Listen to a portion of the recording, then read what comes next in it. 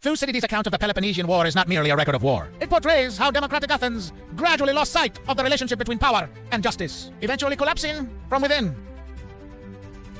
Originally, Athens, through the Persian Wars, held the successful experience of freedom prevails over tyranny. Democracy was understood as the symbol of justice, and the people had strong faith in their system. However, as the Peloponnesian War dragged on, those ideals gradually crumbled. Swayed by fear and emotion, the populace allowed demagogic leaders to gain support.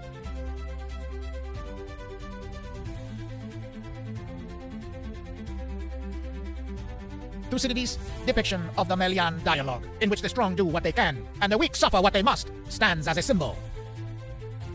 This reality deeply influenced contemporaries like Thrasymachus, Socrates, and Plato.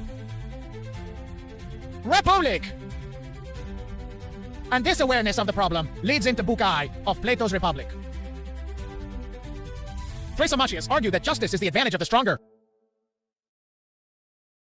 In short, it is the idea that the powerful create the rules, and that becomes justice. However, Socrates reconceptualized power not as mere dominance, but as a skill. The art of medicine exists for the sake of the patient. The art of navigation exists for the safety of the passengers. In the same way, the skill of governing should exist, in essence, for the benefit of those who are governed. Therefore, using power for self-interest is unjust and creates discord. Injustice destroys human relationships and social cooperation, and ultimately collapses the organization itself. Ultimately, the idea that might is right is logically self-contradictory. In fact, democratic Athens also declined after the Peloponnesian War. And this structure is repeated even in the modern age. Corpori, fraud manipulation, social media, incitation, and many problems. Power for power's you. Self-inless for power.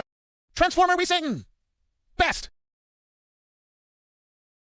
That's why the question asked in Book I of the Republic, what is strength and what is justice?